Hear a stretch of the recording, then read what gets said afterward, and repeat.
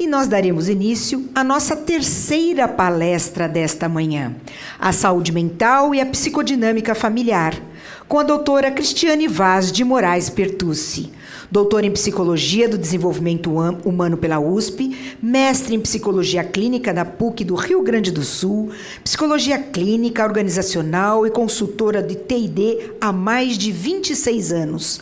Atua como psicoterapeuta, pesquisadora e docente em graduação e pós-graduação em Psicologia.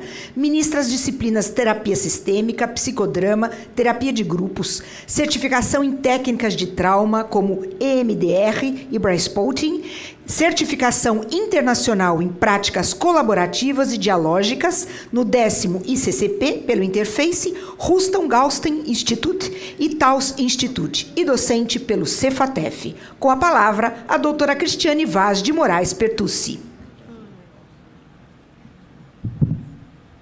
Quando a gente vai ficando mais velha, o negócio vai se estendendo, né, gente? É só por isso, tá? É a idade, a experiência, né? Bom, é um prazer estar aqui com vocês, né?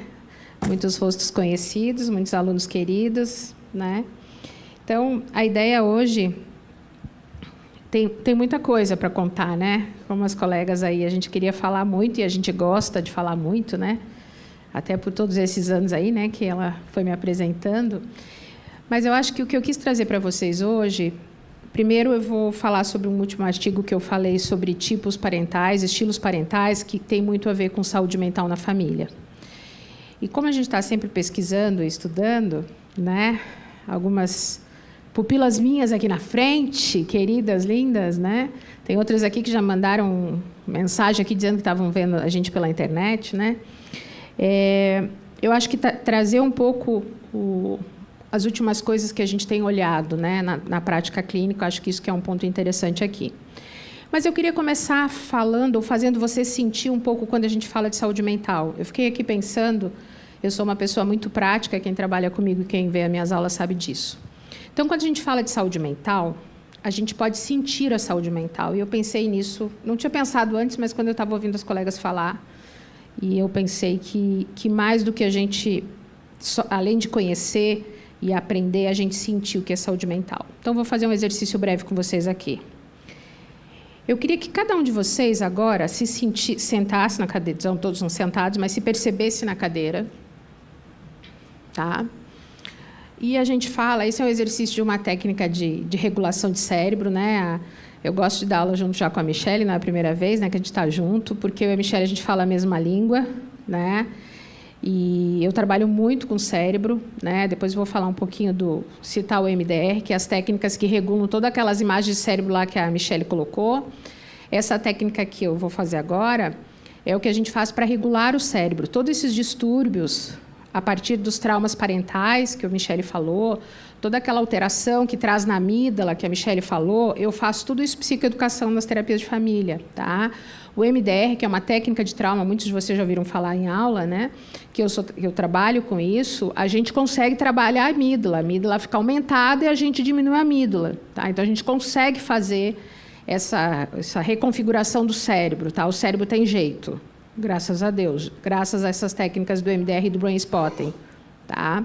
Eu trabalho há mais de uma década com MDR e Brainspotting. Ontem eu fiz só fazendo um parênteses aqui antes de começar a exercício com vocês, que a gente não aguenta e fala os casos clínicos, né? A gente não aguenta falar, a gente começa contando.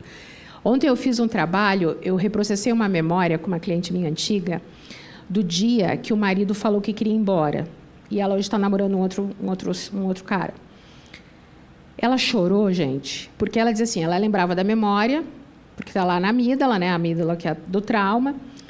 E ela não queria olhar para a memória. Ela dizia, Cris, não quero olhar para isso, não sei o quê. Eu digo, pera, imagina que é fora, que é um vídeo assim que tu está vendo a memória. Então, não trabalha essa técnica, tá? Bom, mas só para dizer para vocês que eu me emocionei junto com ela. Ela é uma cliente minha antiga. Porque quando a gente terminou o exercício, é toda uma técnica, tá, gente? Depois, quem quiser vai me chamar, eu explico um pouco isso, que não é nosso foco hoje. Mas só para dizer que saúde mental, e quando a gente está ajudando as pessoas a reconfigurar o cérebro, quando terminou a sessão, e era online, ela chorou, e eu vi que ela chorou porque ela disse assim, a gente pergunta no final, quanto está incomodando agora? Porque no início ela não conseguia olhar para a memória, ela dizia, Cris, tem certeza que eu preciso olhar para esse dia? E eu digo, Tem, porque isso está te atrapalhando agora, porque ela está muito paranoica com ciúmes do novo namorado. E eu fiz o exercício e descobri que a memória tinha a ver com esse dia lá do ex-marido. Quando ela terminou, ela chorava, ela dizia assim para mim, eu me arrepio até agora falando, ela dizia assim, eu não acredito, isso é só uma cicatriz, isso passou, isso não me incomoda mais, isso me incomoda 0 ou 1. Cara, ela chorou, olha, eu me emociono falando. Cara, isso é curar o cérebro, isso é saúde mental. E eu disse, viu, eu te disse que ia passar. Eu te disse que isso podia passar. Isso não é fantástico? Cara, só de a gente saber que a gente não vê o mundo a passeio. E eu falo, e eu gosto de uma frase que eu aprendi com um professor meu de Brain Spotting. E eu estou só começando a falar isso porque eu acho que mais do que falar conhecimento para vocês é dizer por que a gente está aqui. Eu não vim no mundo a passeio, gente. Eu tenho 50 anos. E cada vez mais. É por isso que eu falo de saúde mental. Então, mais do que falar para vocês o meu currículo, eu tenho um currículo. Sei que não é fraco, pretendo chegar aos 60 ou 70, menos fraco ainda, porque eu não vinha vindo a passeio, mas eu não vinha mundo a passeio por causa disso. Quando ela chorou, eu me emocionei e eu disse, eu falei para ti que ia passar. E ela disse, não está me incomodando a nada, se emocionou junto. Cara, isso é saúde mental, é a gente dizer para as pessoas que cura e que passa e que trauma passa. Fora as outras, né? De trauma de pai e mãe, trauma de abuso e etc. Tá? Então, tá? Isso que é saúde mental. E tem um monte de jeito aí. Por isso que a gente se forma e estuda. Tá? E por isso que vocês estão aqui hoje de manhã e não lá fora. Estão aqui geladinho, gostosinho também, porque lá fora está calor. Tá bom? Então, vamos lá. Eu quero que vocês sintam vocês na cadeira. E agora, depois da emoção que eu também produzi, acho... porque sinestesicamente vocês sentiram um pouco da minha emoção, uns aí ficaram com os olhinhos marejados. Eu quero que vocês escaneiem o corpo de vocês. Escaneiem, a gente quer dizer isso. Para alguns de vocês pode até ser novidade. Eu quero que vocês percebam o corpo de vocês de 0 a 10, sendo 10 o máximo de incômodo, desconforto, dor, e 0 nada. Eu queria que vocês tentassem mensurar que nível de estresse, de desconforto corporal, que vocês têm no corpo agora. 10 é o máximo de desconforto e 0 é nada.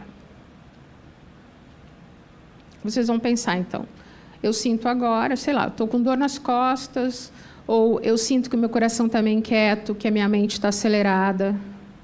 Então, de 0 a 10, eu percebo que eu tenho um nível de estresse corporalmente, e eu falo isso proposital, gente. Corpo e mente é a mesma coisa, mas eu falo de propósito porque a gente tende a não perceber tudo como uma coisa só.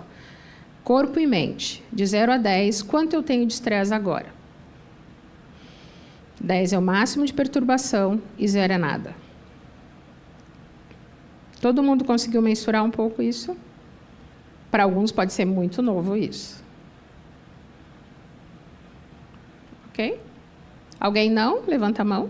Precisa de ajuda? Ok. Tá? Agora eu vou convidar vocês para respirar um pouquinho fundo. Eu quero que vocês estiquem a respiração, né? Estica, então, respira fundo. Segura a respiração e solta pela boca. Mais uma vez. E solta. Mais algumas vezes, umas 4, 5 vezes.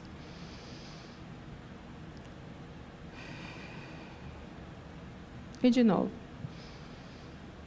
Como se vocês fossem alongando mesmo a respiração. Quase que vocês vão percebendo que a respiração de vocês estava um pouco mais curta, ou estava um pouquinho enferrujadinha, né? E vocês vão alongando ela. E de novo. E mais uma vez. Agora, eu queria que vocês percebessem se a boca de vocês, se a saliva, se vocês têm saliva na boca ou se a boca de vocês está seca. Queria que quem de vocês perceber a boca mais seca, levantasse a mão. Eu queria, então, que vocês estimulassem as papilas gustativas assim, ó. Vocês podem, quem tiver água pode tomar um pouquinho também e pode pensar na sua fruta ou no seu suco favorito. Eu gosto de suco de abacaxi com hortelã, um suco de limão, né? Suco de melancia, para quem gosta, tá? Então, estimula, continua respirando, alongado Eu gosto assim, eu faço isso para regular o cérebro, eu faço assim, ó.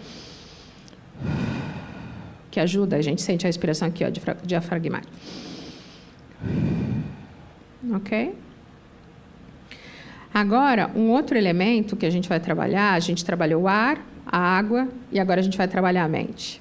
Eu quero que vocês pensem num lugar que dê calma e tranquilidade para vocês. Pode ser um campo ou uma praia.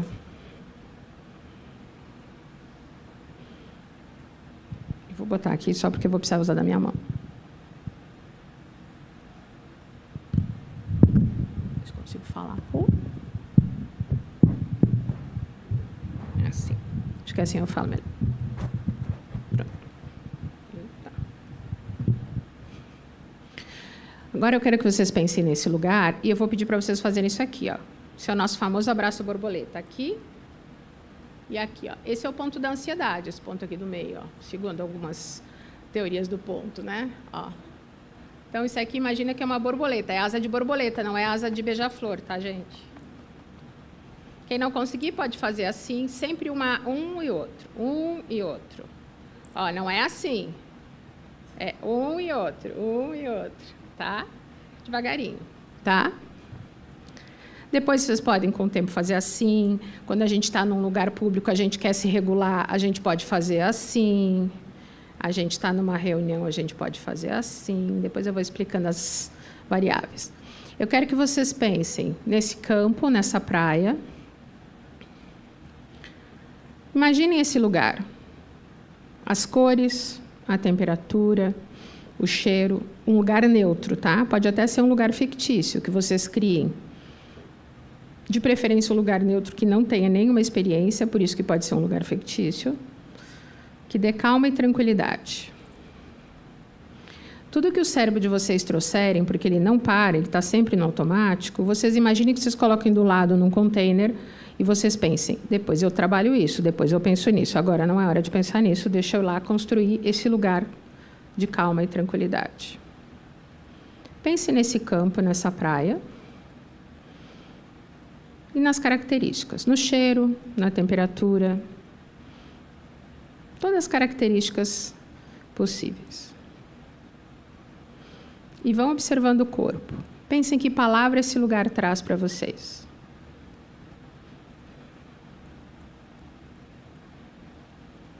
E sintam essa palavra. Pensem nessa palavra e a gente fala, instale essa palavra e esse lugar, e essa sensação desse lugar no corpo de vocês, no cérebro. Geralmente, o cérebro da gente não quer parar. Por quê? Porque o nosso cérebro reptiliano, que é o nosso cérebro mais profundo, ele quer sempre estar em alerta. Alerta é não calmar, não se regular. Então, pense nesse lugar. Se é paz, se é tranquilidade, se é aconchego. E tentem localizar no corpo de vocês a sensação que esse lugar traz.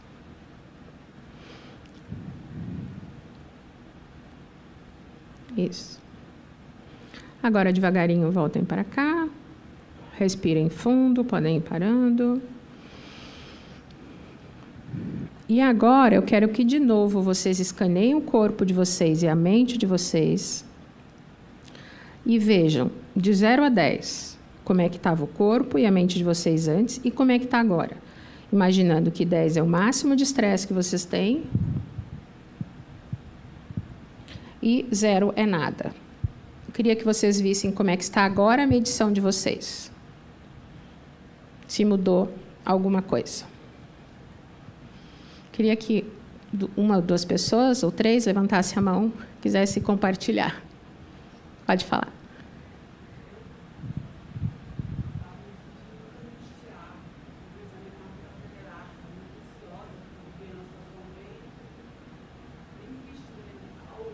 Uhum.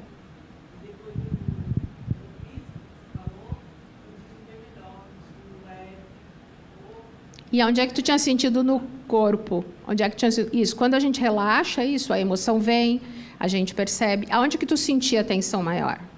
No peito. Quanto estava a medição de 0 a 10 no início? 8. E agora no final?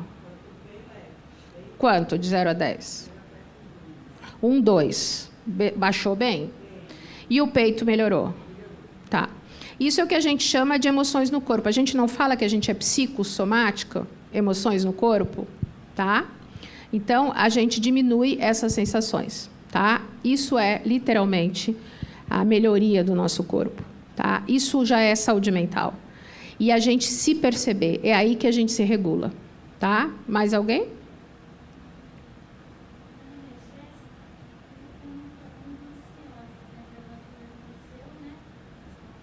Uhum.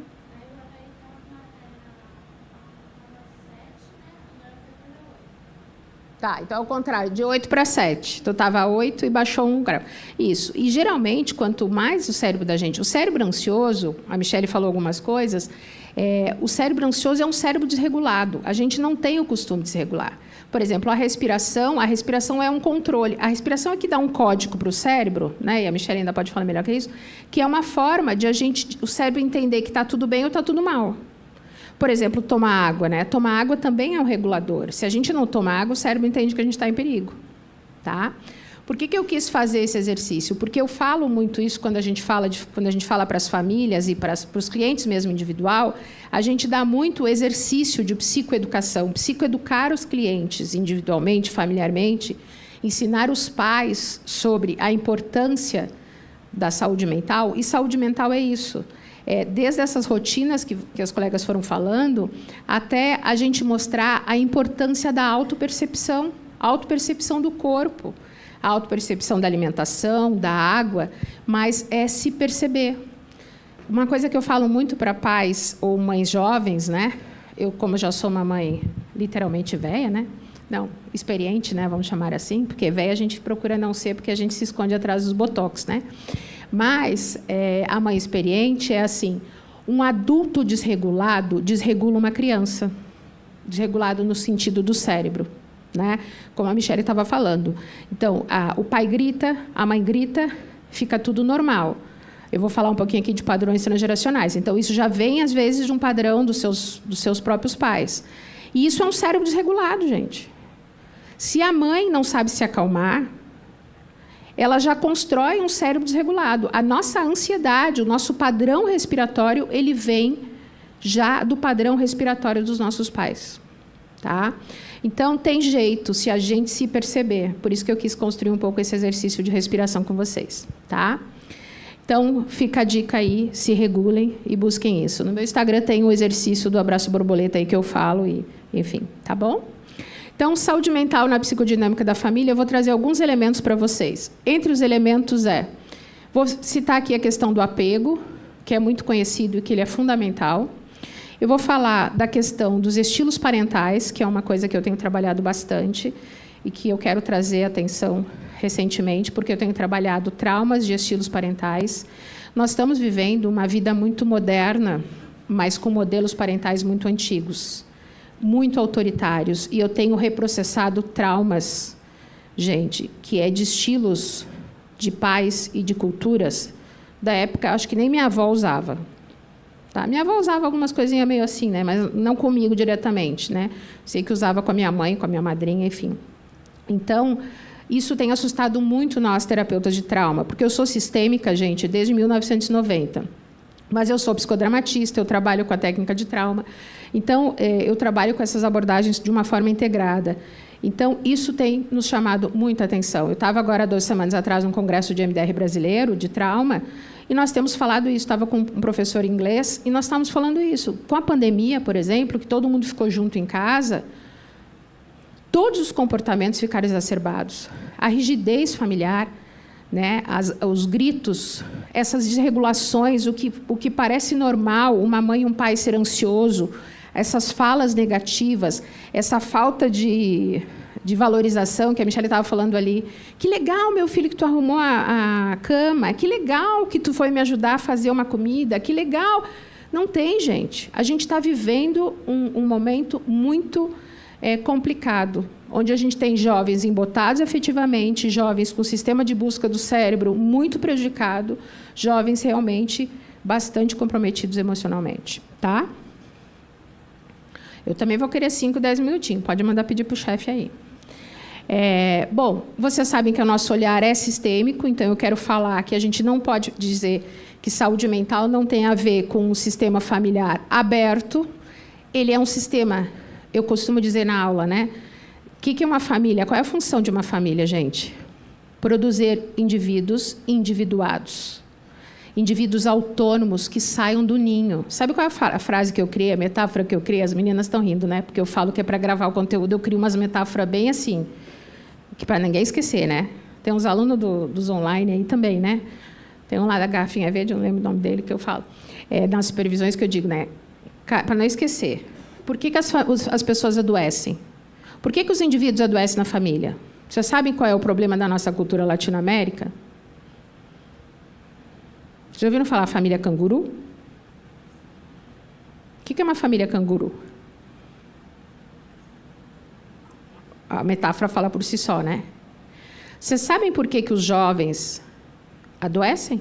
Porque quando chega na etapa do ciclo de vida de sair de casa, eles não estão preparados, eles estão inseguros, ou eles têm uma mensagem subliminar da família que é perigoso sair. Eu estava comentando com a Marta que recentemente um cliente que eu atendo, ele queria falar para os pais que ele queria passar o Réveillon, 18 anos, com os amigos, e o pai e a mãe, os amigos, né, na casa dos pais, do pai do amigo, e os pais disseram, não, acho que não é uma boa ideia tu passar o Réveillon com o amigo.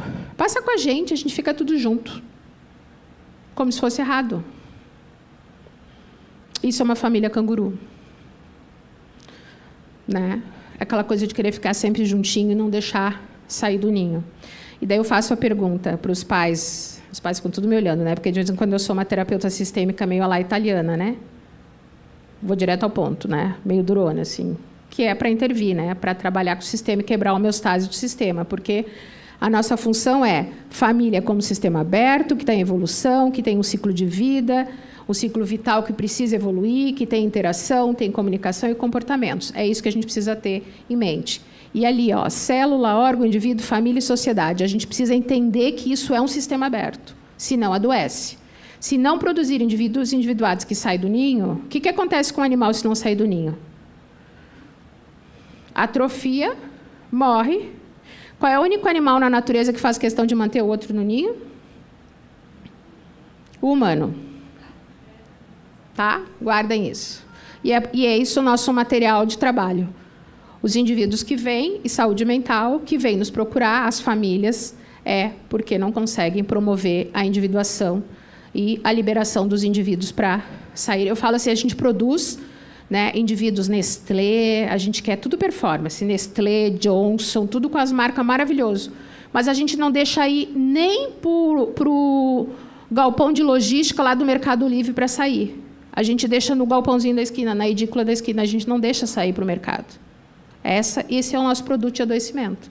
É assim que eu uso para explicar para os alunos quando eu digo o que chega para nós adoecido, tanto em busca de paciente identificado, né, como procura de atendimento individual ou familiar, é isso, os indivíduos que não podem sair do ninho. Tá? Então, essa família ela vai trazer um elemento, ela teria, né, que vir com um funcionamento mais funcional, que a cada etapa do ciclo de vida vai promover autonomia para essas crianças, para esses jovens, e, na verdade, ela está impedindo. Tá? E ela tem que produzir essas demandas para que ele funcione, para que o indivíduo funcione, para que a família... Então, um casal começa sozinho, lembra lá da etapa do ciclo de vida? E ela tem que... Esse casal, teoricamente, ele tem que se manter casal, até chegar à etapa do ninho vazio. Os filhos vão crescendo, tu vai promovendo a autonomia, a gente estava brincando lá, né? A Marta, que já é avó, eu também, que os meus filhos já estão aqui com 19 anos, eu sou mãe de gêmeos, aí para quem não sabe, acho que quase todos que tiveram aula comigo sabem, né, que eu falo que sou mãe de gêmeos. Eles praticamente hoje, eu sou uma mãe extremamente desnecessária. Ser bons pais é se tornar desnecessário. É estar no suporte a cada fase, né? Mas, afetivamente, claro que hoje eu sou muito mais mãe de tempo de qualidade, de apoio, de troca, de dicas, né? De uns pitaquinhos lá, uns pitaquinhos em forma de perguntas reflexivas, mas não em formas de autoridade, de dizer o que é certo e errado. Isso é ser bons pais, né? Mas, para a gente ser isso, a gente tem que fazer a lição de casa de autopercepção e trabalhar as nossas crenças, os nossos modelos transgeracionais e nos ressignificar também com as nossas lealdades invisíveis que a gente traz das nossas famílias. Tá? Para a gente olhar isso, os padrões herdados, as questões transgeracionais, as lealdades e as crenças que nós carregamos como pais. Porque o que a gente observa das famílias? A gente tem uma história familiar que no século XVIII, por exemplo, ou mesmo antes ainda no século XVII, por exemplo, no século XVII, eu não quis colocar tudo aqui, porque eu sabia que eu ia falar bastante, o tempo ia passar rápido, mas só falando assim, ó, no século XVIII, existe alta mortalidade infantil e as preocupações dos pais eram em criar os filhos e não como criá-los. Então, não tinha preocupação da questão emocional, né? E como criar um filho para que tivesse uma vida longa, mas se evitava estabelecer uma ligação afetiva próxima e uma profunda ligação com os filhos. Já no século XX, existe uma outra valorização, a valorização das necessidades além da sobrevivência, necessidades psicológicas, como atenção e amor. E os pais precisavam modificar suas atitudes, exigências em relação aos filhos e respeitar os direitos das crianças e a postura excessiva permissiva.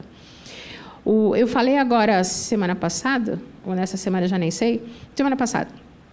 Hoje é sábado, né? Segunda-feira. Eu trabalho tanto sábado que de vez em quando eu perco a noção se eu estou na semana seguinte ou na outra. Olha que doido, né? Vamos ver se o próximo ano eu não faço tanta arte assim. Mas eu dei uma entrevista para a LESP sobre alienação parental, eu e uma advogada. E nós estávamos falando, né, das questões familiares, e daí eu estava falando essa questão assim, né, de quanto, no processo de alienação parental, eu vou falar aqui, isso, por exemplo, quando existe alienação parental, mesmo quando o casal não é separado, a alienação parental também é uma questão de saúde mental. Falar mal do cônjuge, seja ele atual, ainda na relação, ou ex-cônjuge, ele traz muito dano. Então, a gente tem que pensar que, quando os pais pensam nos filhos, eles têm que pensar em tudo, na forma como eles agem em todas as esferas. Tá? E daí, quando a gente vai falar de alienação parental, e nesse dia a gente estava falando com essa advogada, a gente estava começando a falar assim, que a criança e o jovem tiveram voz ou direitos, a criança começou a ter direito na Constituição de 1988. Porque, até então, a criança e o jovem ela estava à mercê dos adultos. Não se falava que a criança e o jovem... Por exemplo, hoje a gente pode falar em parentalidade tóxica, que eu vou citar aqui. Hoje a gente pode falar que pai e mãe... Até o jornalista falou isso, né? Antigamente a gente dizia, mas o pai e a mãe erraram querendo acertar. Gente, não existe errar querendo acertar. Desculpa os pais mais velhos aqui, estão de plantão. A gente tem que se trabalhar para não errar. O adulto, ele erra, primeiro ele tem que pedir desculpa. Segundo, pai e mãe erra, e erra feio. E tem pais e mães tóxicos, e tem relações tóxicas em todos os níveis. E hoje a gente só fala disso, tá? Porque a gente tem a legislação da criança e do adolescente. Por isso que a gente pode proteger. E vai sair uma lei agora, estadual, por isso que eu estava na LESP falando disso, que nas escolas vai se colocar cartazes sobre alienação parental, para alertar os pais que eles não podem falar mal, gente. Esse menino que eu falei que quer passar o Réveillon com os amigos, ele desenvolveu uma doença autoimune, tá? E eu estava trabalhando bullying com ele, que aparentemente era um caso relativamente tranquilo, mas entre as questões que ele tinha é alienação. Os pais são separados, ele tem guarda compartilhada desde os 6 anos, ele tem 18 anos agora, e os pais se dão muito mal e falam mal um do outro. Quando ele quase morreu agora por causa da doença, tirou um pedaço do intestino, uma das primeiras coisas que ele falou quando ele quase morreu, na primeira sessão, na volta da sessão comigo, ele disse assim, eu vou falar para eles que agora chega, eu quero que eles parem de falar mal um do outro, porque eu não aguento mais. E antes ele evitava falar disso. Claramente ele dizia, lembra que eu te dizia que eu não queria reclamar com eles sobre isso? Agora eu vou falar. Eu quase morri, agora eu não quero mais ouvir deles falarem mal um do outro. Tá? Então, agora, ao respeito a direito das crianças, ele existe mais no século XX. Tá? Antigamente não se falava disso. Isso também é saúde mental. Eu vou pular esse videozinho, mas esse videozinho está aqui e ele fala também alguns dados importantes sobre saúde mental no Brasil. e fala também da importância dessa questão das famílias, tá? Quando a gente fala da função da família e da saúde na família, a gente tem que pensar que a família ela é mediadora, ela tem que ser, né, ou deveria ser mediadora das estruturas familiares. Mas olha que interessante, se a família não é capaz de não ser tóxica para a criança, por exemplo, como a gente estava falando, o Estado vai criar uma lei ou cartaz para mostrar para a criança que o pai não pode falar mal da mãe. Então, o Estado tem que ser mediador da família, porque a família não pode proteger a criança. Olha que louco. Então, não é só a família. Então, a saúde mental é uma função do Estado que intervém na família, porque a família não é suficientemente saudável para proteger a criança. Isso é o pensamento sistêmico, lembra?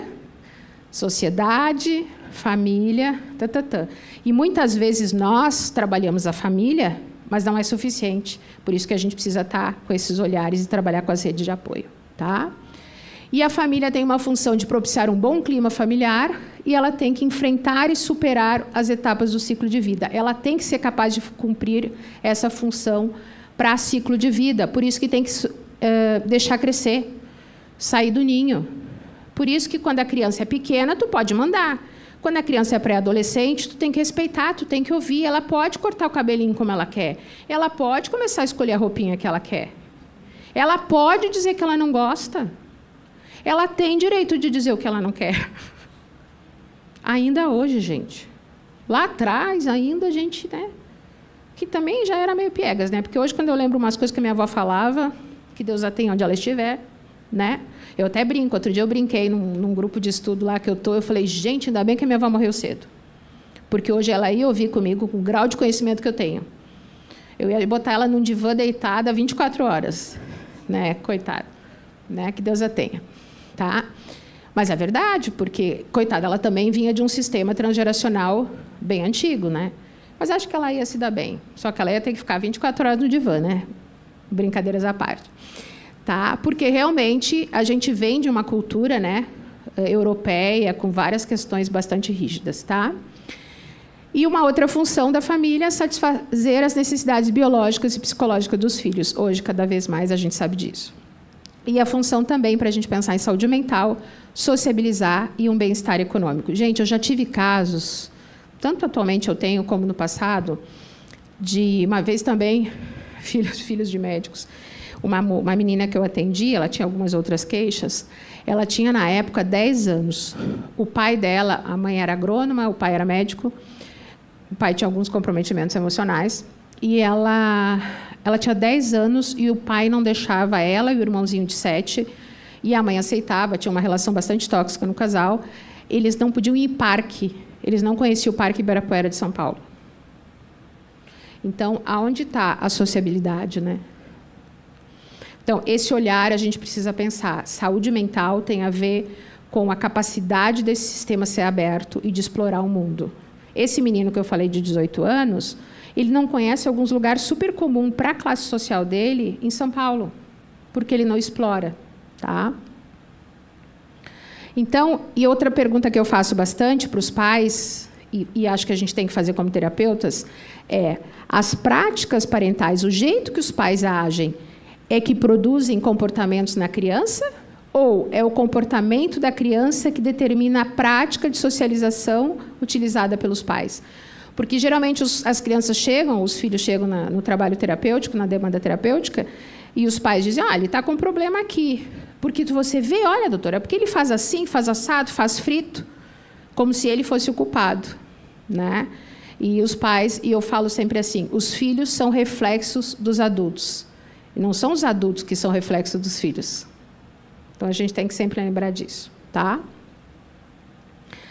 Um outro aspecto, ou um aspecto também importante disso, é a afetividade. Né? Então, acho que a Michele falou disso de uma certa forma. A expressão emocional de amor, cuidado, atenção e proteção é muito complicado. Hoje, a gente vive num mundo bastante agitado, no piloto automático, ansioso.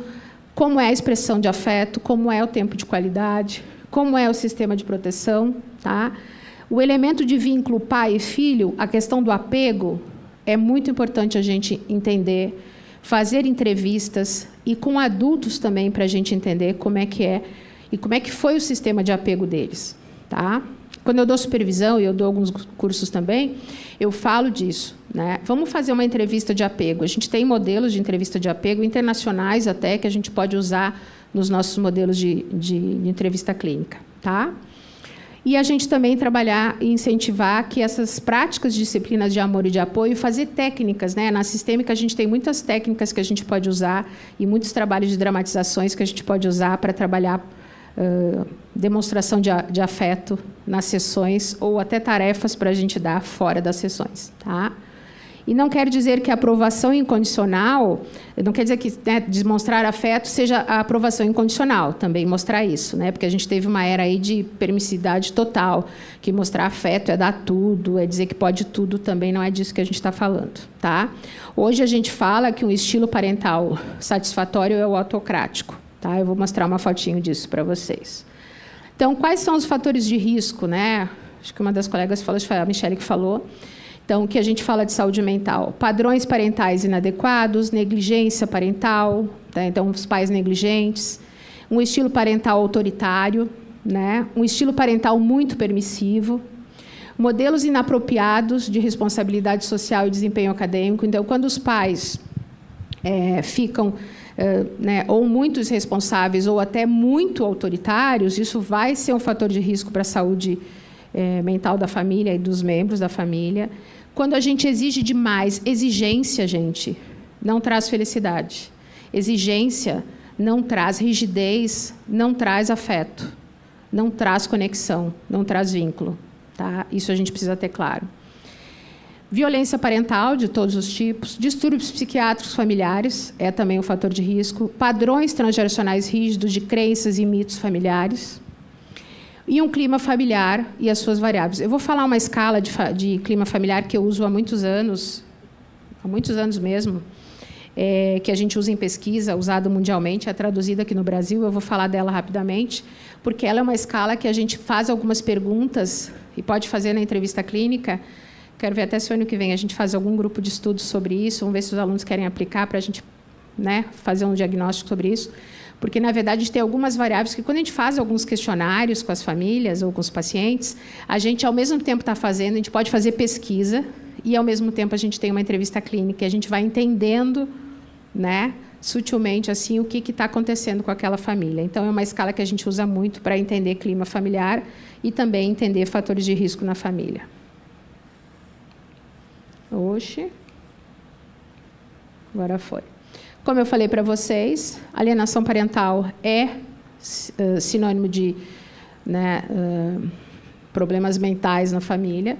Eu usei um outro termo nessa entrevista que eu dei, que eu falo que, quando a gente tem alienação parental, a gente tem um colapso da conversa, colapso conversacional, a gente chama na linguagem da terapia sistêmica pós-moderna, tá? Então, a gente tem uma desqualificação da conduta, dificuldade do contato da criança ou do adolescente com um dos genitores, a gente tem uma dificuldade do exercício da autoridade parental e a gente tem uma dificuldade do exercício da convivência familiar, tá? Opa, espera aí. Deixa eu voltar aqui. Quais são os fatores que protegem a família, então, para ter uma boa saúde mental? E fatores protetivos têm a ver com as influências que ajudam a modificar ou melhorar, né, essa resposta individual do ambiente para essa família, e são as condições ou variáveis que vão diminuir a probabilidade de desenvolver problemas. Então, a gente tem as características da família, então, as práticas parentais, o vínculo afetivo, o apego, o apoio, o monitoramento da família, dos pais. E aqui, monitoramento, cuidado com essa palavra, monitoramento quer dizer cuidado, proximidade e distância relativa a cada fase do ciclo de vida, tá? O apoio individual ou institucional para criança e família, daí a gente vai falar das escolas. Eu sempre falo assim, uma boa escola é a escola que fala uma língua parecida com a cultura da família.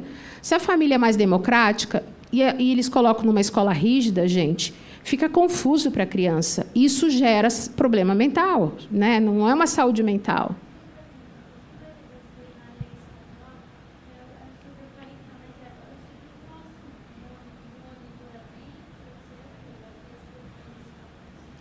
É sobre alienação parental, que, na verdade, vai sair cartaz, é uma lei de um projeto que tem de um deputado, para colocar cartazes nas escolas públicas mostrando a importância de não se fazer alienação parental, como que os pais não podem falar mal, né? Todos os detalhes, como eu não sou jurista, né? Mas vai estar em voga, que eu acho que é uma forma, é uma campanha, na verdade, também, né? Para se mostrar que os pais, os adultos, não podem, né, intoxicar, se a gente fosse falar numa linguagem mais psicológica ou terapêutica, as crianças a respeito disso. Como eu falo, se os pais não conseguem ter essa fronteira e proteger as crianças das suas questões, o Estado vem como uma intervenção para proteger a saúde mental das crianças, né? Porque hoje a criança e o adolescente eles precisam ser protegidos. Se os adultos imediatos não conseguem ter essa proteção da saúde mental das crianças, quem é que vai fazer? É o Estado.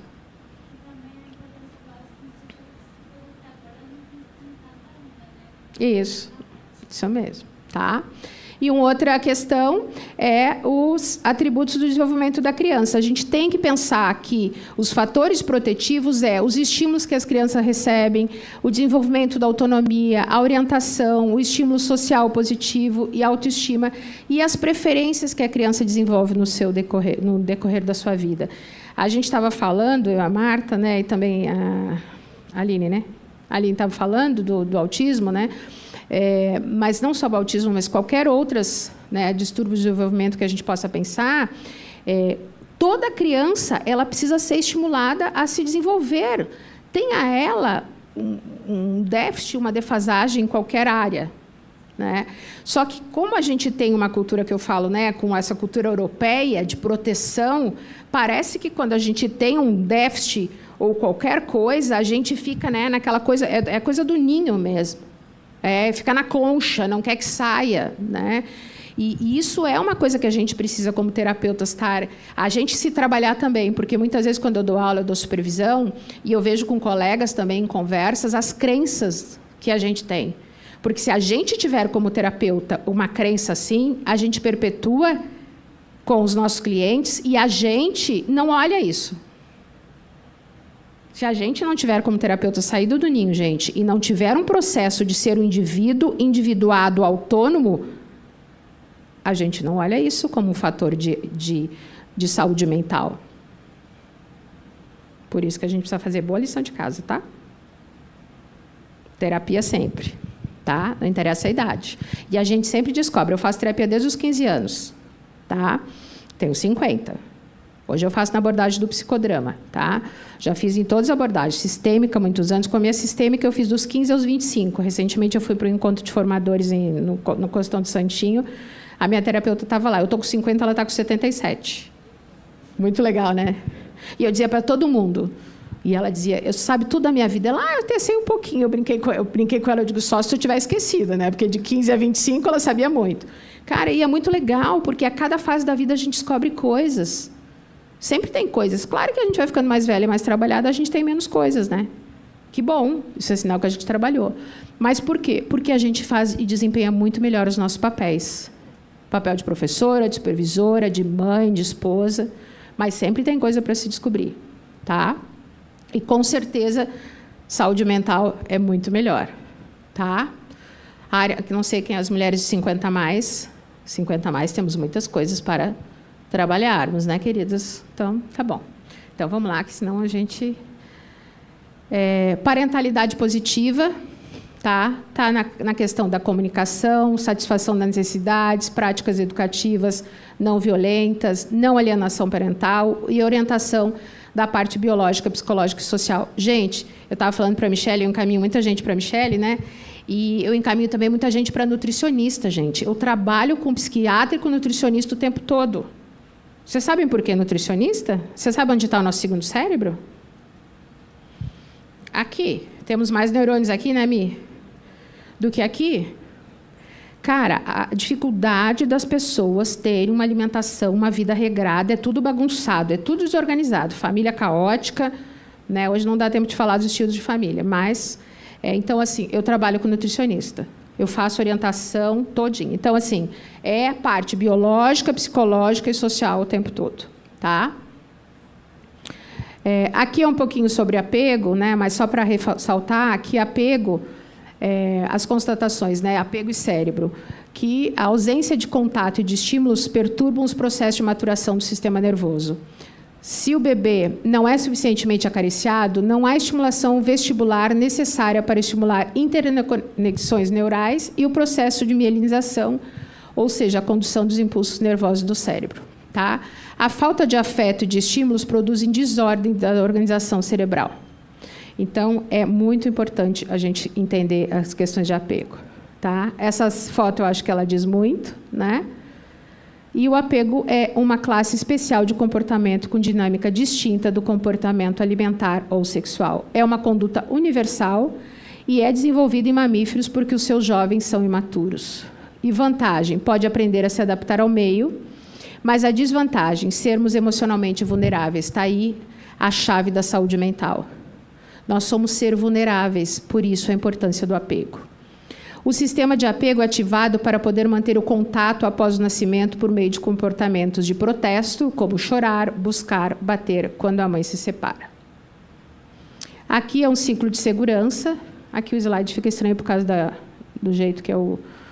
Aqui, mas assim, ó, eu preciso de você para apoiar minha exploração, eu preciso de você para acolher a minha aproximação, né? E daí, com isso, o bebê se sente protegido, consolado, se encante comigo, lá que a Michele falou.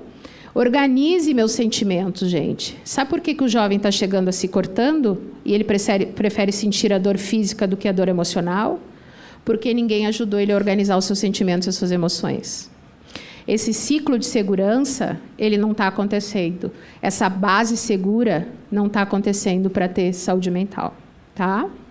Eu vou ganhar 5 minutos, né, Roberto? Agora só que é comigo. Só porque eu virei agora mais do... Então, vamos lá, 5 minutos. Um outro autor bastante conhecido quando a gente fala de sistema emocional, que a gente desenvolve e trabalha com trauma, é o Panksepp, tá? Que ele fala... Então, assim, quando a gente vai trabalhar não só apego, mas entender um pouco o cérebro, a gente vai trabalhar os sistemas emocionais da criança. Então... Quando uma criança ela é estimulada no sistema de busca desde a infância, tá? Ela vai desenvolver os afetos e sentimentos de entusiasmo. Quando a criança sente muito medo na infância, por exemplo, precoce, olha quais são os afetos e sentimentos que ela desenvolve. Ansiedade. Então, um sistema violento, uma família violenta, pais violentos, olha de onde está a ansiedade. Tá vendo?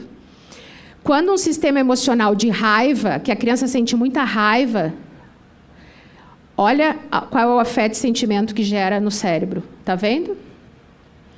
Quando a criança se diverte, olha o afeto e o sentimento. Crianças, adultos que não sentem alegria, não tiveram um sistema emocional na infância estimulado, de diversão. Carinho e cuidado geram afetos de ternura e carinho. Pânico e luto gera solidão e tristeza. E luxúria, né, leva o desejo. Daí luxúria, a gente pode pensar não luxúria, literalmente luxúria, né, mas todas as coisas que envolvem prazer, satisfação, tá? E a gente também se permitir. Esse material aqui é muito legal. Eu quis só trazer para vocês porque é uma coisa de ponta que a gente vê aí na nossa... Aqui.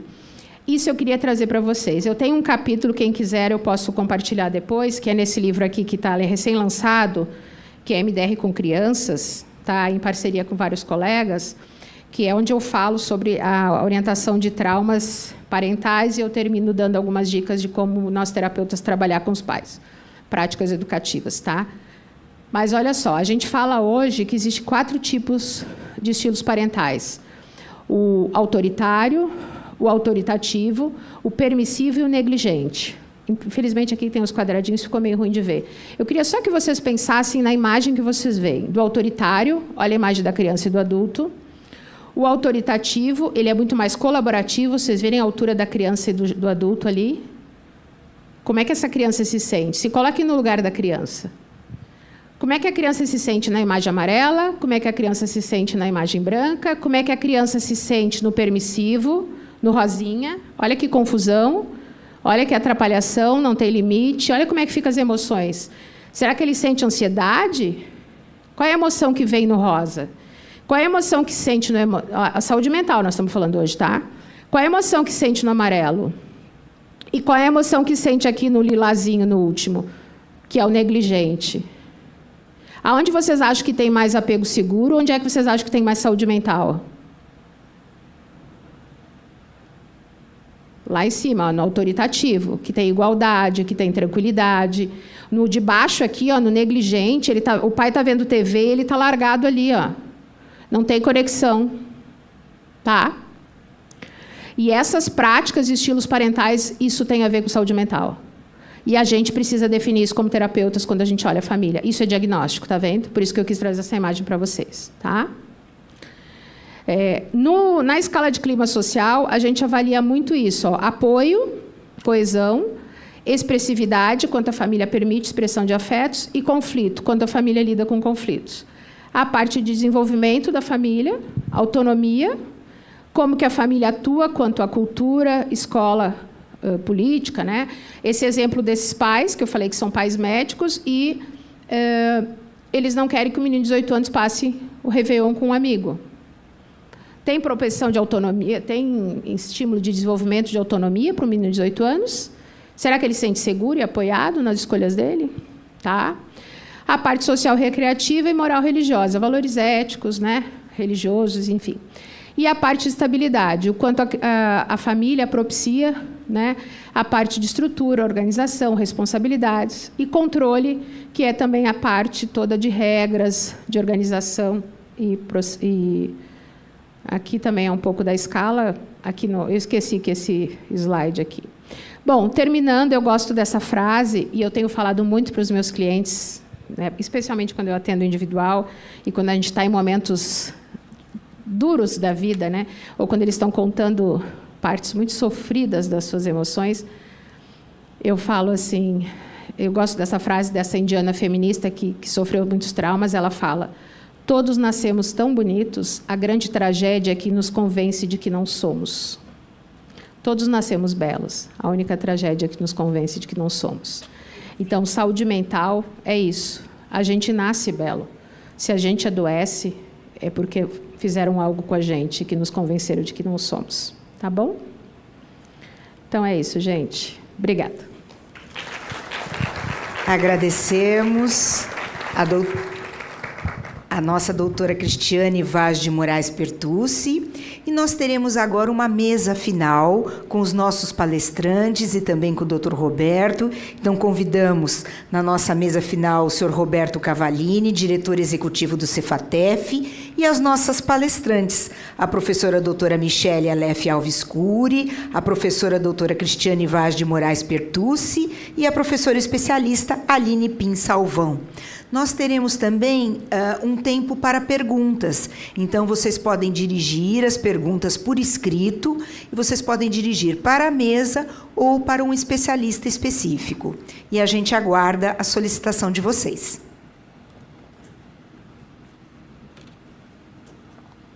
Bom, pessoal, queria aproveitar e... É um comunicado, não é? Vocês, quem já participou dos nossos fóruns, isso já vai há mais de 10 anos, a Fátima, a nossa parceira, está sempre com a gente ali na portaria, na entrada, ela que assina, coloca para assinar. E ela passou por uns momentos delicados, há uns 10, 15 dias, ela teve uma pneumonia muito forte, teve internada, aí depois foi para o UTI, teve um negócio do coração que é acelerado lá, teve arritmia, tomou alguns choques, mas com a graça de Deus ela saiu da UTI e já teve alta, está em casa. Teve alta, acho que terça ou quarta-feira. Então, ela deve estar nos assistindo. Falar para ela que no próximo, agora no começo do ano, tenho certeza absoluta que ela estará com a gente novamente aqui. Um abração, um beijão para você, Fátima. E agradecer também a minha filha, que hoje está aqui com a gente, a Michele. Ela veio lá de Rio Verde, do Goiás, para assistir esse fórum, me abraçar, já aproveitou. E um agregado que é o Emanuel, que me chama de Papito. O Eugênio, meu filho, que fica tirando as fotos, e o agregado que me chama de Papito também. Agradecer a presença do pessoal. Obrigado. E vamos para as perguntas.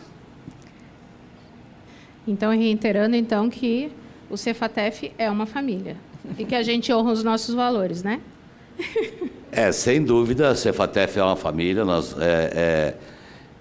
hora que a gente fala esse contexto familiar, é um negócio muito grande, muito...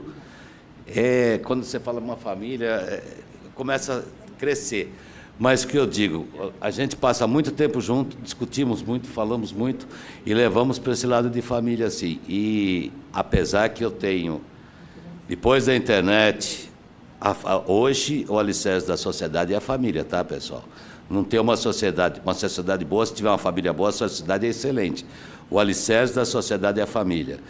Vindo da internet, esse alicerce começou a ser ruído. Hoje a família está meio desajustada, que eu falo assim.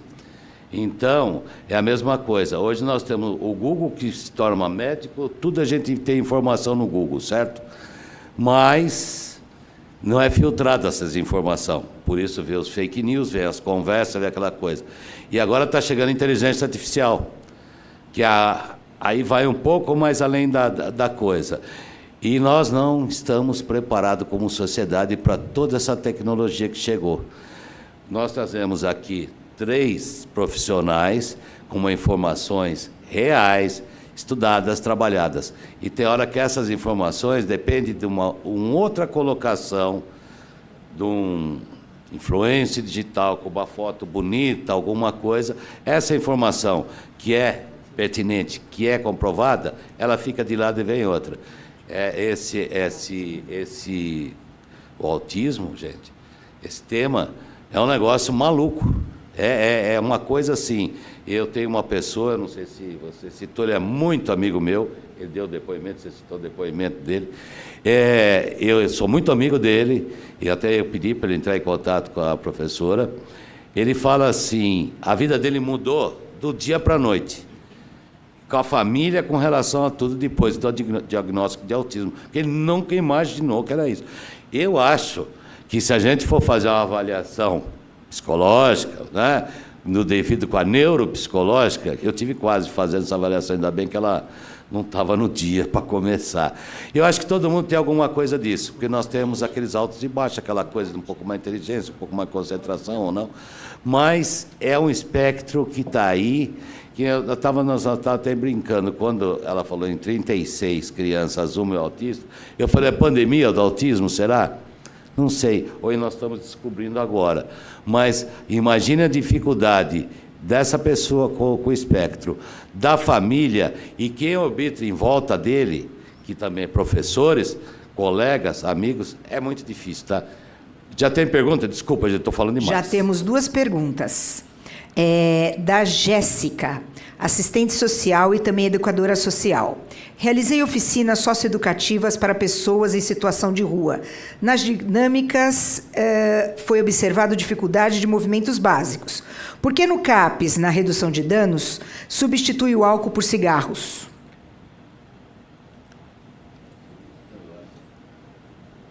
Jéssica?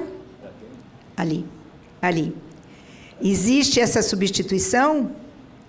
Então, é isso.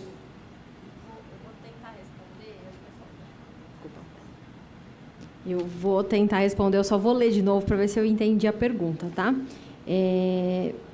Oficinas socioeducativas para pessoas em situação de rua, nas dinâmicas, observamos dificuldades de movimentos básicos. Você diz corporais mesmo, de dificuldade de marcha, por exemplo? Tá. Porque não é muito comum, porque a pergunta aqui, não sei se todo mundo prestou atenção, mas a pergunta tem a ver com por que substituir, por exemplo, o uso de álcool pelo uso de cigarro. Na verdade, hoje a política de drogas fala muito sobre a redução de danos, né? E acaba que, como uma pessoa que usa substâncias tem uma tendência a comportamentos compulsivos, a gente acaba tentando fazer uma diminuição do problema, tentando reduzir um uso e acabar tirando ele para outra coisa. Então, não sei se ficou muito claro para entender, vou dar um exemplo para ficar mais fácil. Você está tentando, saindo um pouco da questão do uso de substâncias, você está tentando fazer regime, você tem compulsão por comer doces. Quando você vai fazer um regime, a gente tenta colocar essa compulsão, porque isso é um comportamento que vai ser difícil de ser retirado totalmente, a gente tenta colocar essa compulsão. de você tomar mais água, ou então de você mascar um chiclete, porque tem muito disso do movimento de colocar algo na boca, né? No caso do usuário de substâncias, se é um usuário que usa drogas mais pesadas, a gente tenta reduzir para que use uma droga menos prejudicial para ele. Não faz nenhum sentido ser o cigarro, já que o cigarro é tão prejudicial quanto o álcool, mas talvez seja mais no sentido do prejuízo da convivência de quem está usando o álcool nesse caso. Não por um fazer menos mal que o outro, porque o cigarro faz até mais mal do que o álcool, se a gente for pensar fisiologicamente. Mas a gente pensaria mais no sentido de que prejuízos na relação com esse usuário de álcool talvez fosse menos problemático ele fumar do que ele beber. Mas, assim, do ponto de vista de saúde, não faz muito sentido mesmo trocar o álcool pelo cigarro, fica na mesma, né? É que talvez seja adaptativo, adaptação social, né? Sim. É sim. mais adaptativo socialmente ele fumar, ele vai ter menos dano social, por exemplo, ele vai conseguir levantar no outro dia para trabalhar, ele vai ser menos violento com a família, com os filhos, fumando. Agora, bebendo, não. Bebendo, ele vai ter comportamentos agressivos, ele vai aumentar a impulsividade, ele não vai dormir, ele não vai conseguir manter o trabalho, né? Mas ele vai continuar com um comportamento aditivo e compulsivo, nesse sentido, tá? A saúde dele vai continuar uma droga, vai continuar com a droga, só que ele vai trocar uma droga pela outra, mas ele é mais adaptado socialmente. E também, se a gente pensar em saúde mental da psicodinâmica familiar, né, que é o nosso tema aqui também, ele vai reduzir danos aos membros em volta, a ele mesmo em termos de comportamento. Né? É como se fosse reduzindo. Tu vai trazendo para uma... Sim. Tu não consegue tratar isso, né, de uma forma... Tu não consegue sair do 10 para o 0, como eu falei lá. Uhum. Né? Então, tu vai reduzindo... O comportamento, tu vai reduzindo o dano, né? Sim, nesse sentido. Uhum.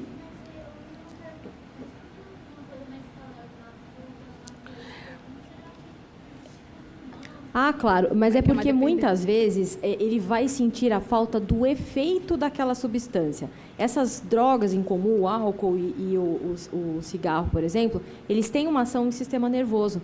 Não vai adiantar a gente tentar substituir a ação no sistema nervoso que o álcool faz para ele por uma ação de um alimento, por exemplo, porque ele vai sentir fisicamente a falta da ação e psicologicamente também no corpo dele. Então, se você tira totalmente e substitui por algo que não vai fazer algo nem semelhante ao que a droga faria, ele vai procurar droga.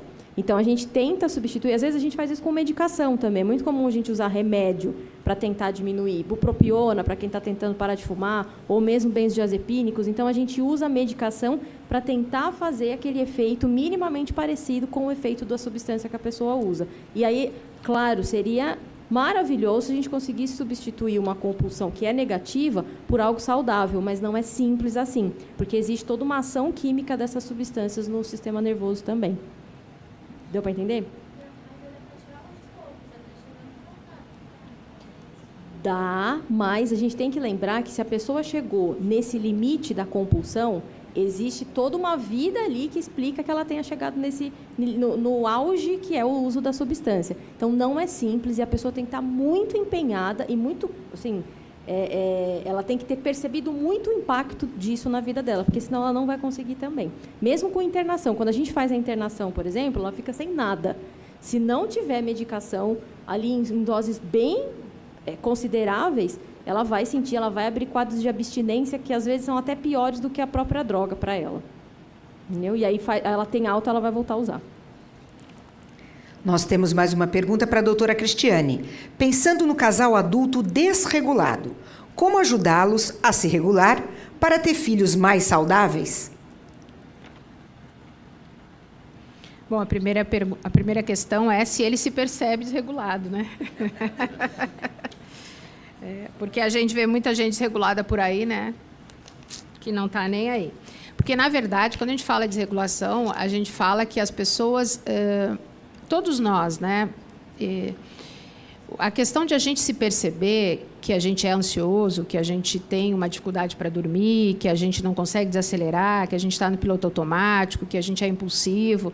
Eu brinquei agora há pouco da questão das mulheres 50 a mais. As mulheres que nunca se cuidaram e nunca se trataram, muitas vezes mulheres que já são impulsivas e ansiosas, quando chegam na menopausa, por exemplo, né? A Michele pode falar melhor ainda, os comportamentos aumentam, né? Maximizam pela desregulação hormonal, etc, etc. Então, eu falo, se as mulheres já tinham cara de pitbull, quando chegam, né, próximo aos 50, eu gosto muito de metáfora, né? Porque sou uma boa sistêmica, né? E a gente usa muita metáfora. Ficam mais pitbull ainda, né? Então, é muito comum ver mulheres verborreicas após os 50, né? E eu recentemente encontrei uma vizinha muito querida, mas ela já era um pouco crítica. Um dia ela começou a falar comigo no elevador, sem brincadeira. Ela olhou para mim, eu fiquei olhando para ela, e ela viu que eu estava com uma cara, eu sou uma pessoa muito transparente. Eu virei para ela e ela disse, por que você está me olhando assim, Cris? Eu digo, tu está bem? E ela disse, não, mais ou menos. Eu digo assim, tu está na menopausa? E ela disse, tô. E eu digo, tu está te tratando? E eu sou muito direta, né? Todo mundo sabe que eu trabalho com saúde mental, e eu sou uma pessoa do bem, eu sempre digo que eu sou do bem. Por isso que eu falo. Eu faço questão de dizer que eu sou do bem, né? Porque é bom a gente dizer antes para a pessoa não achar que está desejando mal para ela, né? Daí ela disse... E sem brincadeira, ela foi tratar, inclusive eu indiquei a minha ginecologista para ela.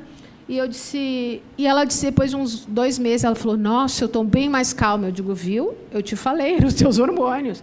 Porque, assim, o desregular... E homens também, viu, meus queridos de plantão? Tá? Queridos de plantão, Não, o Roberto é o único que ele não sente nada e não tem nada. O Rob não tem esse tipo de coisa, não. Pode pôr. Os homens têm toda, né? Não é só na menopausa. É só nós, né? Mulheres, é impressionante. O Papai do Céu foi isso. Eles não têm nada, né? Por isso que o Papai do Céu foi lá e pegou a costela deles e fez nós, né? Tá. Mas, então, a gente tem uma desregulação química em vários níveis, tá? Em diferentes fases da idade, assim como a adolescência também é impulsiva. Estou brincando com 50 a mais, porque não por acaso eu estou, mas é super importante. Então, a gente precisa primeiro perguntar para essas pessoas, tu se sente ansioso? Tu dorme bem? Tu tem um intestino que funciona bem, por exemplo? Vocês sabem aquele termo que a gente usava da pessoa enfesada? A gente não fala? Até hoje a gente usa, a pessoa enfesada, né? Vocês sabem por que o termo da pessoa enfesada? Porque a pessoa segura as fezes, né? A pessoa tem dificuldade com as fezes. Tem uns rindo aí, as mais experientes aí estão rindo. Por quê, gente? Porque ser enfesado é não ter um segundo cérebro que funcione, né, Mi? Então, e é uma das coisas que eu pergunto. Primeiras questões clínicas que eu pergunto nas sessões. Além da história de vida, traumas, por que está chegando, eu pergunto como é que é teu sono, como é que é tua alimentação, teu intestino funciona bem. A pessoa acha até que está vindo não no psicólogo mais, nem numa terapeuta experiente, mas numa nutricionista ou qualquer outra coisa. Com coaching, enfim. Mas por quê? Porque é a parte biopsicossocial, é a parte biológica, nós somos isso. Tá? Então, se desregular, como é que a gente faz? Indicando todas essas coisas. Tá? Pressão alta, quando a pessoa está com pressão alta, a gente tem que entender. Síndrome do pânico, a pessoa fala que tem síndrome do pânico, muitas vezes eu falei para mim, eu encaminho para nutricionista, encaminho para endócrino, porque muitos sintomas de hipoglicemia, né, simulam e pode parecer síndrome do pânico e não é. A pessoa se alimenta mal, crianças e jovens comem mal, comem muito carboidrato e tem sintomas que parecem síndrome do pânico e não é, são sintomas de hipoglicemia. Então, olha como o desregular ele é relativo. A gente precisa investigar e, principalmente, perguntar para a pessoa, você se sente bem assim? Você está confortável? Eu pergunto muito assim, você está na sua melhor versão? Tem pessoas que dizem, eu nem sei qual é a minha melhor versão. Quando tu pergunta assim para a pessoa, ou para as famílias, ou para os pais, ou para os casais, eles dizem assim, eu nem sabia que eu podia ter uma melhor versão. Essa vale para vocês também. Vocês estão nas suas melhores versões? Ou vocês buscam ser a sua melhor versão? E eu não estou falando melhor versão de ter corpício, tá? A lá Gisele Bündchen, minha conterrânea. Não é isso. Por exemplo, a cada fase da vida, se a gente tem um bom trabalho psíquico, a melhor versão não é o corpinho da Gisele Bündchen. A melhor versão é a gente estar saudável, mentalmente e fisicamente. Tá? Então, regular é ensinar a se regular. A gente tem técnica, a gente pode aprender sobre isso, mas é fazer os nossos clientes se cuidarem do ponto de vista psicológico, social e biológico. Tá? Só um complemento, um segundinho. A Cris está falando dessa questão de doenças, às vezes, físicas, que podem simular sintomas psiquiátricos. Isso é muito mais comum do que a gente imagina. Anemia, parece muito sintoma depressivo, crises de hipo e hipertiroidismo também podem parecer depressão ou crises de ansiedade. Então, tem muita influência de doenças sistêmicas que simulam doenças psiquiátricas também. Nós temos a pergunta da Carla, que é professora da Prefeitura de São Paulo, estudante de psicologia e neuropsicopedagoga. Ela pergunta: quanto o Estado tem de comprometimento em políticas públicas em relação à saúde mental, quanto a sociedade tem de comprometimento e quando cada indivíduo tem, né, burocracias e limitações. Então, cada etapa, quanto tem de comprometimento para a saúde mental?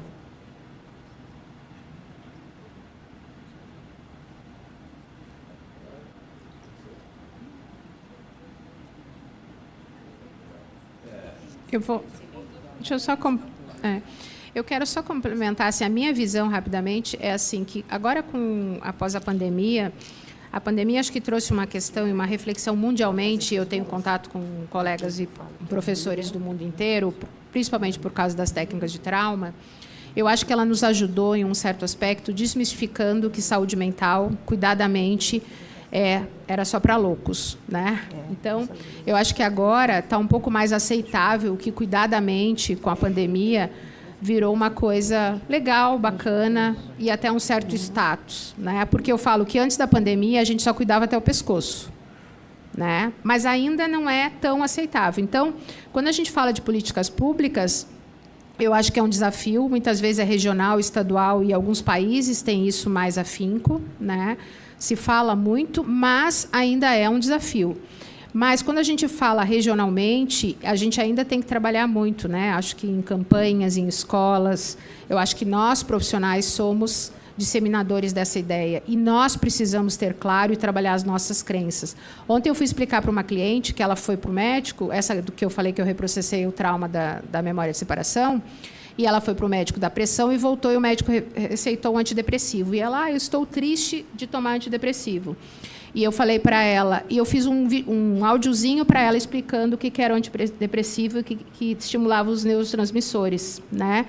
E explicando, porque ela come mal, ela não toma água, ela não vai ao banheiro, né? Alimentação pobre, não dorme direito. E eu falei assim, cara, o teu segundo cérebro, o teu primeiro cérebro não produz neurotransmissores. Tu tem, enfim, neurotransmissores baixíssimos. Eu falei, tu nada mais foi do que ele te deu um remédio para te estimular os neurotransmissores. Daí ainda mandei uns artiguinhos e umas coisinhas. Eu trabalho muito com psicoeducação séria, eu mando artigo, mando coisa. E ela respondeu assim no áudio, ah, tá, entendi. Então, o antidepressivo é para estimular os meus neurotransmissores. E ela falou, ufa, entendi. Por que antidepressivo chama antidepressivo, diz ela. Né? Cara, então a gente precisa saber explicar, gente. A gente precisa entender, né? Uhum. E daí ainda mandei para a minha assessoria, eu tenho uma assessoria, né? E eu falei assim, vamos transformar isso num material, né? Ainda falei para ela. Com certeza. Porque é isso que a gente precisa saber, a gente precisa saber explicar. Então, essa é a nossa responsabilidade, transformar para que as políticas públicas, e a gente mostre que isso não é mito, que isso não é errado, né? Uhum. Mas eu tenho uma visão quando tu fala isso aí. Isso é opinião minha, tá? Saúde pública, entra na parte do público, aonde a gente vê numa televisão, num jornal, em qualquer local de visibilidade, alguém falando de saúde mental. Nenhum lugar. Então, se eu não tenho nenhum lugar, uma propaganda, nada, o que eu tenho de saúde pública direcionada para a saúde mental? O que a gente começa a ler alguma coisa, que agora, eu acho que esse ano que entra, é o prazo final que o Supremo deu para fechar os manicômios judiciais. Uhum. Tem 900 e tantos presos em manicômios judiciais. Isso, aí nós vamos falar na saúde mental.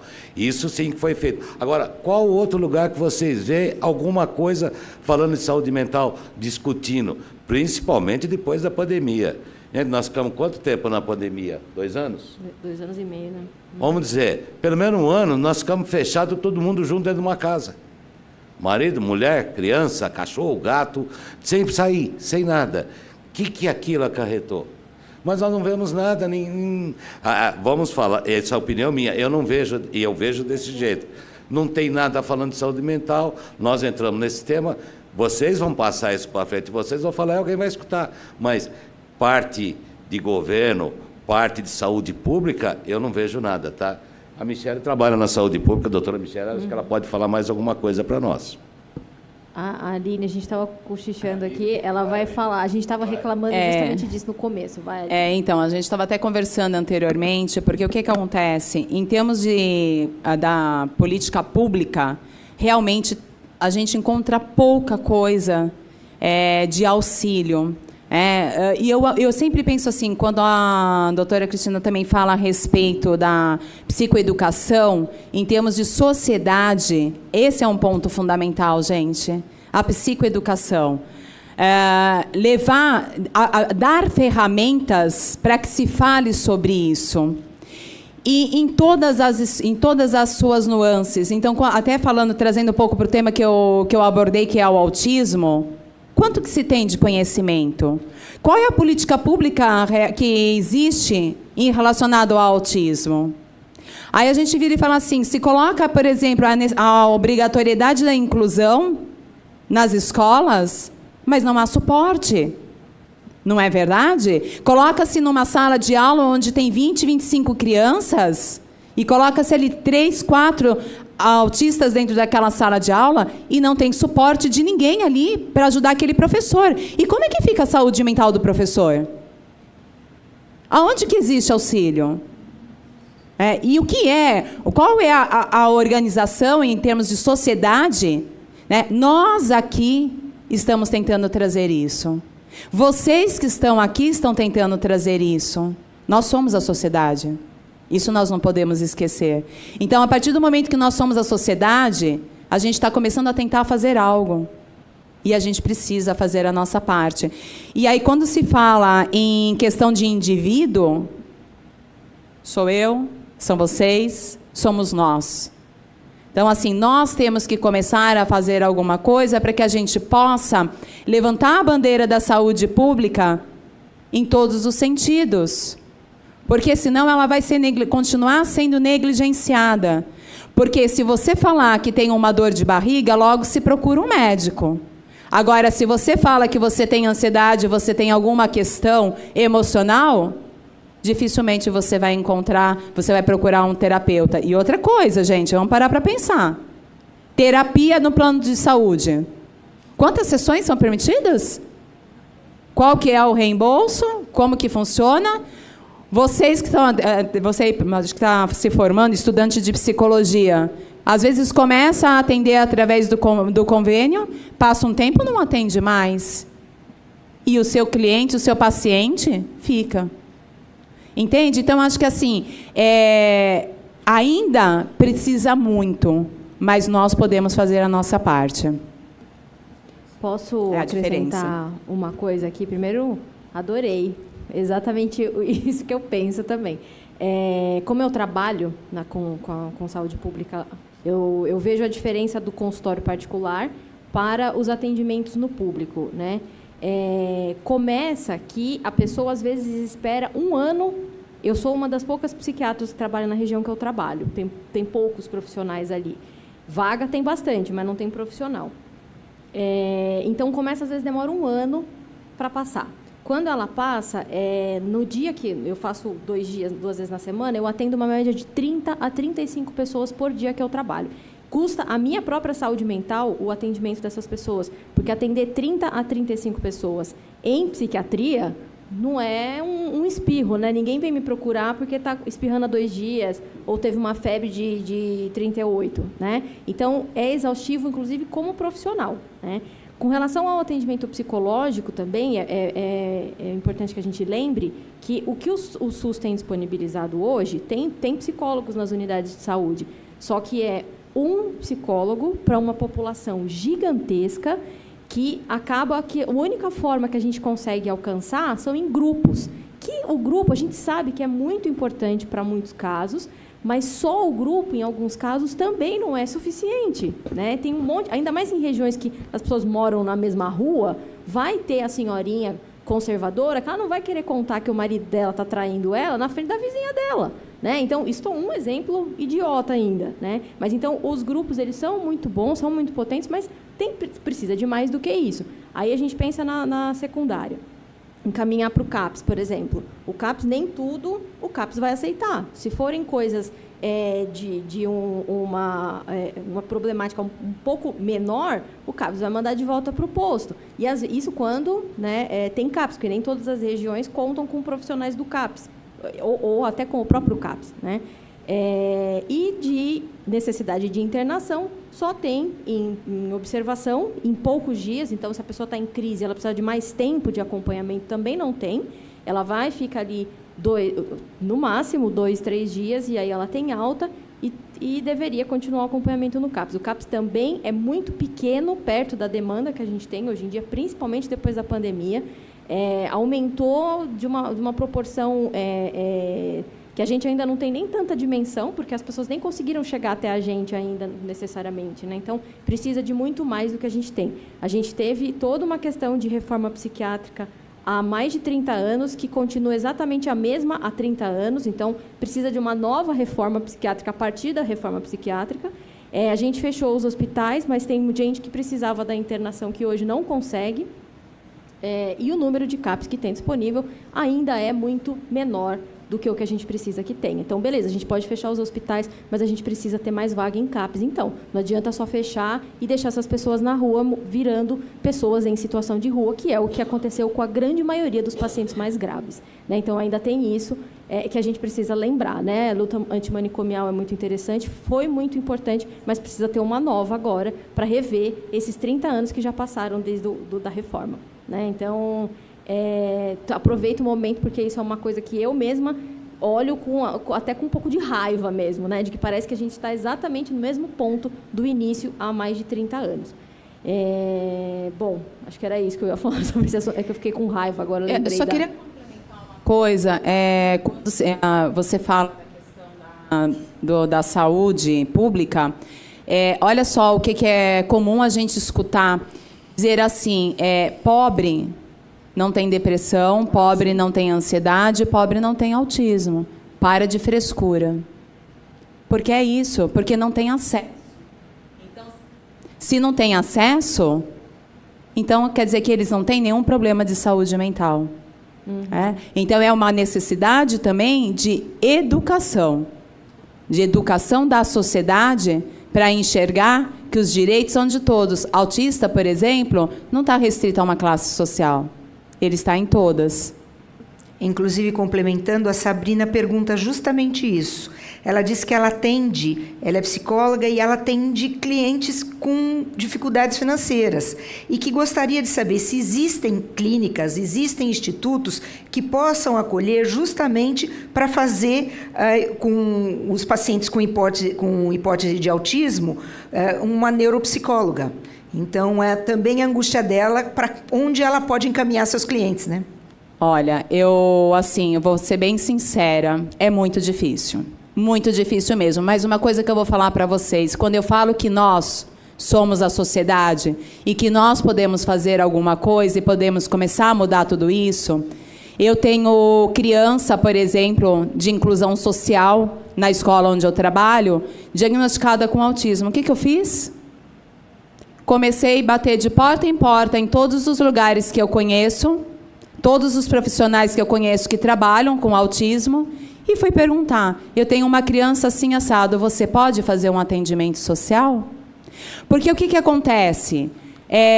Se nós não fizermos isso, não tentarmos buscar esse auxílio, essas crianças serão negligenciadas. Ficarão lá na fila de espera. Essa criança em especial que eu estou falando, ele está há 2 meses tentando uma consulta com um neurologista no SUS.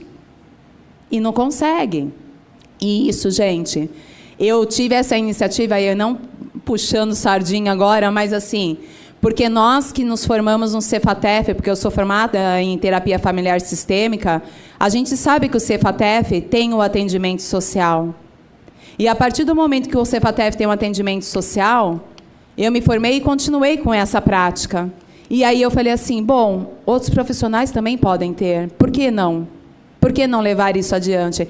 E isso, gente, é muito bacana, porque quando a gente busca o auxílio do outro, às vezes eles chegam e falam... Eu ouvi isso 2 vezes, assim, a profissional virando e fala assim para mim, obrigada. Porque eu sempre tive o desejo de atender, dessa maneira. Mas eu não sabia aonde buscar, como fazer para fazer esse tipo de atendimento, e você trouxe até mim. Então, assim, se não existe, ainda é precário, vamos tentar fazer a nossa parte. Agora, sim, eu vou levantar que tem uma clínica que eu conheço, ali em Alto de Pinheiros, perto da Praça Pan-Americana. Gente, eu não me recordo o nome da clínica, depois podem até me perguntar, que tem uma filial que tem lá no Rio de Janeiro, e que eles têm, sim, uma parceria com a Prefeitura de São Paulo. E que as crianças que frequentam as escolas da Prefeitura, são autistas, no contraturno, elas passam de 4 a 5 horas nessa clínica, com um grupo de profissionais. É uma parceria, mas, assim, são pouquíssimas. Tá? Mas depois, se quem quiser saber, eu posso passar o contato.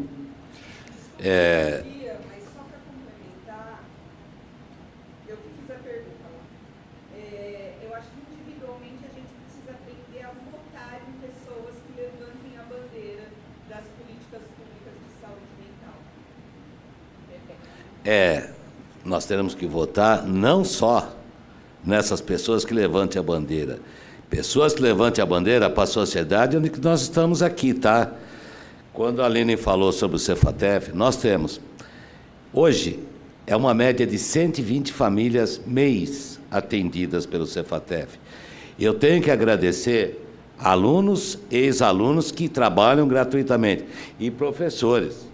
A doutora Michele, que é psiquiatra, ela atende social pelo Cefatef também. Tem hora que tem uma necessidade de um profissional encaminhar, e aquela pessoa, aquela família, fazendo uma terapia, quem é que paga uma terapia familiar hoje, qualquer terapia, o preço que está? Então, encaminha, a doutora Michele atende no social. A doutora Cristiane também faz atendimento no social. Só que nós somos pequenos, nós não temos parceria com ninguém, nós não temos ajuda de custo de ninguém. A Aline vai fazer um atendimento, se for o Cefatef, o custo é todo dela para atender aquela família. Então, nós temos que procurar cobrar. Votar já é difícil, hoje é cobrar.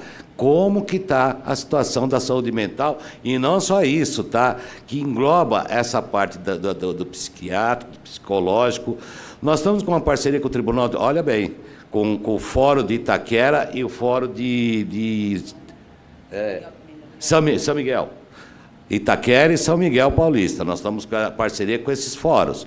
Nós estamos hoje dentro de 60 processos, nós inseridos, Cefatef, fazendo um trabalho que não foi feito no Brasil inteiro, a primeira vez que está sendo feito com esses dois tribunais, usando a terapia familiar para atender o que foi falado aqui da alienação parental. Todos os casos é da área de família e vem com essa separação e a criança no meio.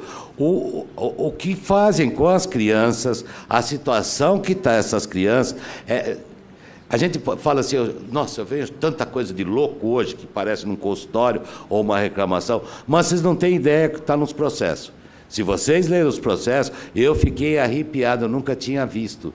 Então, a gente faz esse trabalho. Mas não é só o social. Quem tem que dar isso para nós... A sociedade dá para o governo o dinheiro, o governo tem que distribuir esse dinheiro para nós. Essa parte de saúde mental, tudo é ele que tem que devolver. Eu encaro o que o Cefatef faz, foi que eu nunca estudei numa escola particular, sempre escola pública. Então, depois que eu cheguei nesse ponto, eu tenho que devolver para a sociedade que ela me deu. O governo não dá nada para ninguém, não. Quem dá é a sociedade, tá, gente? Nós temos a obrigação de cobrar, principalmente nessa área de saúde pública. Por isso que as vozes a gente conta com vocês, tá, gente? Gente, só assim, né? Como é maravilhoso ter família por perto, né? Eu tenho aqui minha filha e meu marido aqui, é o meu grupo de apoio. E ela já veio aqui, deu o papelzinho aqui com o nome da clínica. Para quem quiser anotar, chama Clínica Gradual. Fica ali na esquina da São Walter com a Diógenes, não é essa? Qual que você está falando? É de outra? Ah, não é São Walter. Isso, Diógenes, isso, com a Arquiteto Fonseca, isso mesmo, eu falei errado. Arquiteto com a Diógenes. É em Alto de Pinheiros. Essa clínica, então, eles têm, a sede deles inicial é no Rio de Janeiro. Isso, gente, para quem não sabe, Rio de Janeiro, por exemplo, quem trabalha em escola pública da prefeitura, O Rio de Janeiro tem um trabalho com a Prefeitura do Rio, tem um trabalho maravilhoso nas escolas de referência. Eu só descobri fazendo o meu curso de especialização em espectro, uma pós-graduação, que é com uma, olha só, que é com uma instituição de fora, dos Estados Unidos, e tem uma professora que ela é coordenadora desse grupo lá do Rio de Janeiro. E as escolas lá têm um trabalho muito bom. Então, vale a pena dar uma pesquisada também. E aproveitando, quando estão perguntando sobre o autismo, ia deixar mais para o final, mas agora veio o assunto. Hoje não, mas eu acho que daqui 1 ano e meio, mais ou menos, 1 ano e meio, nós vamos estar com atendimento social para autista na educação e na saúde e na família, tá?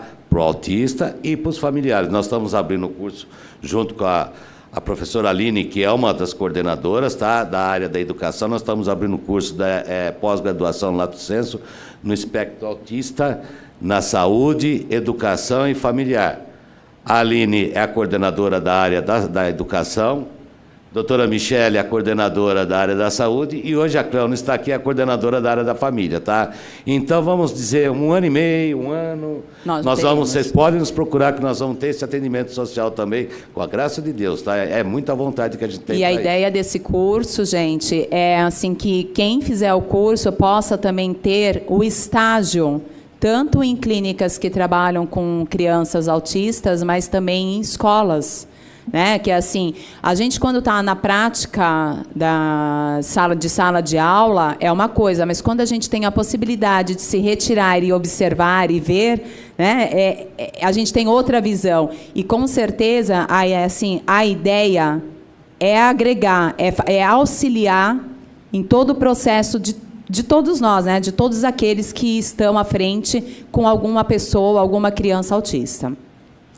Bom, nós temos que encerrar, infelizmente, mas nós temos 3 perguntas. Nós vamos responder uma pergunta e a pergunta da Miriam e da Isabel e Janete vai ser respondidas por e-mail, tá bom?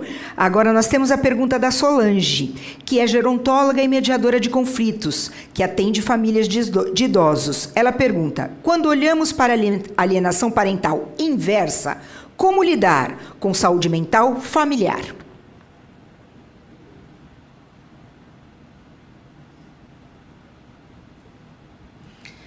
Quem é que fez a... Solange. Pode falar.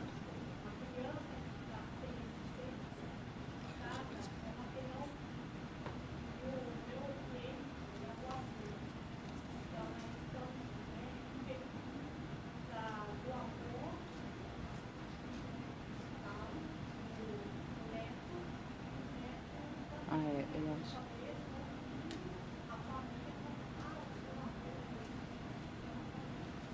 Uhum.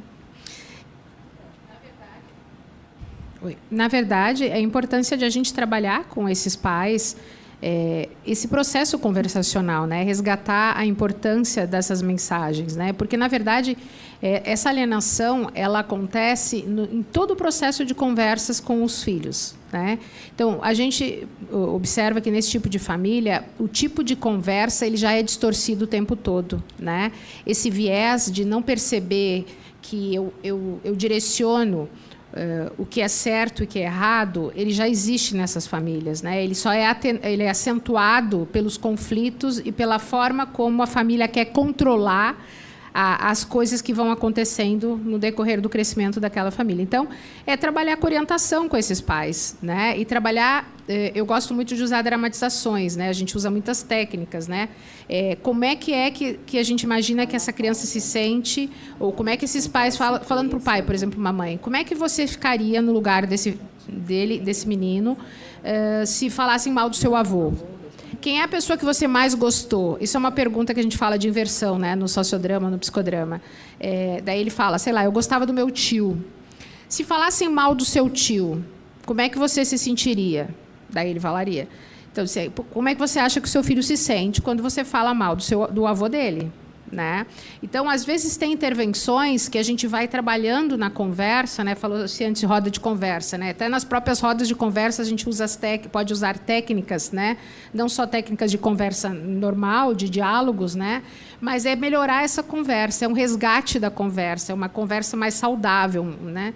Então, a gente tem muitas formas de trabalhar, mas só dando um spoiler aqui, né?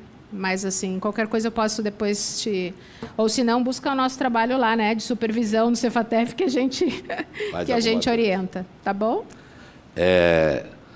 Bom, estamos chegando ao final, mas antes eu gostaria até de fazer um comunicado e um agradecimento. Primeiro, agradecer o pai e a mãe da doutora Michele, que é uma parceira, que é uma pessoa sensacional. Obrigado por vocês estarem prestigiando a sua filha, que a sua filha é o máximo também, tá? Além de tudo, carinhosa, meiga e uma excelente profissional. O Cefatef criou uma outra empresa.